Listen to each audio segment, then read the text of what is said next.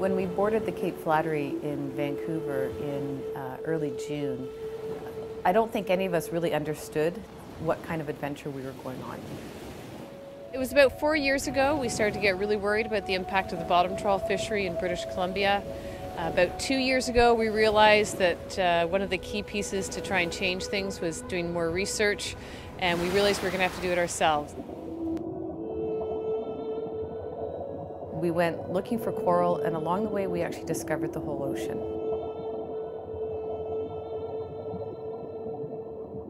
To sit at 1,700 feet beneath the surface of the ocean was really profound, because you're at a place that nobody has ever been to before, and chances are no one's ever going to see that place again.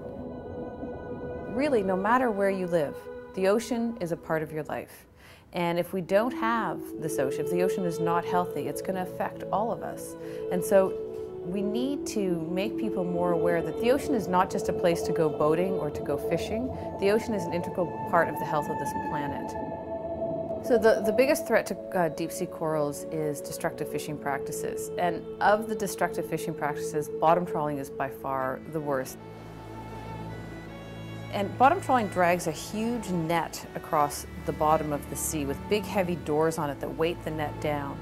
And as it's dragged across the ocean, it basically picks up every single thing in its path. And it goes for kilometers. They just drag this along the seabed. So the impact of trawling is so significant that it really poses the greatest threat to the deep sea corals. Other fishing also poses a threat, but the impact is not quite as significant as it is with the bottom trawling.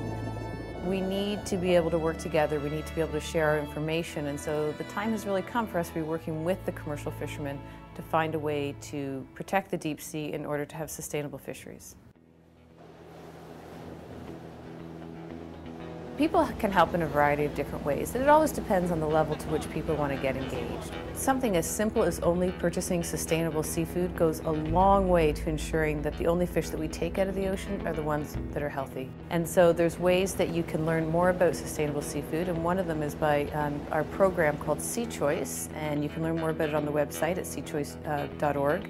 And on this site they tell you which seafood is sustainable and which seafood you should be avoiding. So there's a whole myriad of different ways that people can help protect our oceans, and every single way is valued and appreciated. Now that the journey's over and we've had a chance to look through all the footage and relive our adventure, we realize we want to share that with Canadians.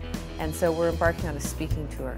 And for the next 6 to 8 months, I'll be traveling across the country to major cities and doing presentations on the adventure.